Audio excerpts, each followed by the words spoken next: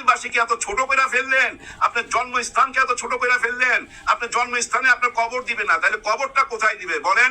আর আপনি যে এই আবেগী কথাটা বললেন, আপনার মনের মধ্যে কি একবারও প্রশ্ন জাগলো না? আপনি সেই সরকারেরই তো অংশীদার ছিলেন, যে সরকার গণহত্যা চালাইছিল, শাপলা চত্বরে গণহত্যা চালাইছিল। আপনি কি ভুলে গেছেন বিডিআর এর ট্র্যাজেডির কথা? 54 জন অফিসার 24 ঘন্টার মধ্যে শহীদ হয়ে গেল, সেই কথা কি ভুলে গেছেন? আপনি কি ভুলে গেছেন 24-এ কি হয়েছিল এই দেশে? ভুলে গেছেন? অনেক মা তো তার সন্তানকে এখনো খুঁজা পায় নাই। এই যে কবরস্থান, এই যে শহীদদের কবরস্থানের মধ্যে এখানে 106টা কবর আছে, আমার যতদূর মনে পড়ে 106টা কবর আছে। এর মধ্যে অনেকের মাকে এখনো খুঁজা পায় নাই, সন্তানকে মা খুঁজা পায় নাই, এখনো তার সন্তানকে এখনো বুকে পায় নাই, কোথায় কবর খুঁজা বেড়াইতেছে। আপনি কি এটা বুঝেন না? আপনি খালি আপনার কবরের কথা চিন্তা করলেন, আপনার জীবনই জীবন, আর কোনো মায়ের সন্তানের জীবন জীবন না। আপনি যে সরকারের সাথে জড়িত ছিলেন এর জন্য আপনার লজ্জিত হওয়া দরকার। আপনি পুরো নড়াইলবাসীকে ছোট করে দিলেন। আরেকজন আছে ভাই, হঠাৎ করে উনি সাক্ষাৎকার দিল প্রথম আলোতে। প্রথম আলো কি করতেছে?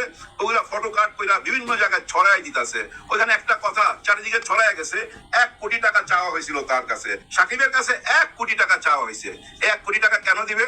ওই যে মামলা থেকে তার নামটা মুইছা ফেলবে, এই জন্য 1 কোটি টাকা চাইছে।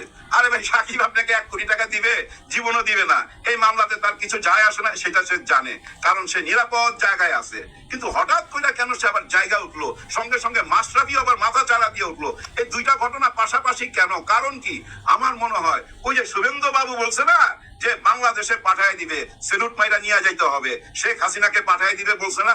আমার মনে হয় শুভেন্দু বাবুর ওই কথাটা ওনারা বিশ্বাস করছে। ওনারা ভাবতেছে 6 মাস 7 মাস 8 মাসের মধ্যে শেখ হাসিনা চলে আসবে, আসলেই তারা দেশে আসবে, যার জন্য মুখ খুলতেছে। ভাই সাকিব আল হাসান, আপনার মতো প্লেয়ার পৃথিবীতে কমই আছে।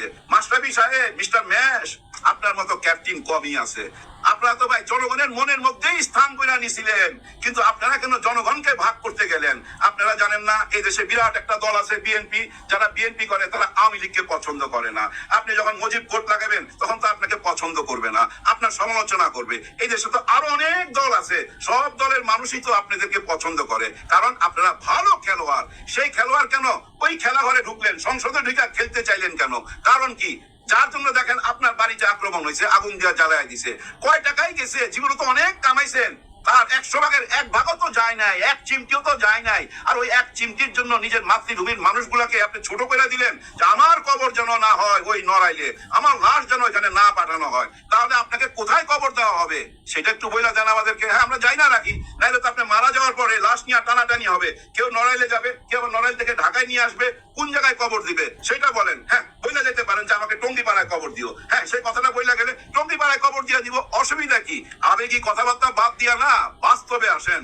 অনেক আবেগী কথাবার্তা হয়ে গেছে ওই খেলাঘরের ভিতরও, ওই খেলাঘরের ভিতরও না অনেক আবেগী কথাবার্তা হয়ে গেছে। মানুষ সব বুঝা ফেলাইছে। মুখোশ লাগায় চললে হবে না, মানুষ ওই মুখোশটাই না ছিঁড়া ফেলাবে।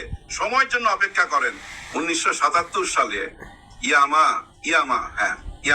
80 একটা বাইক কিনলাম, 19,500 টাকা।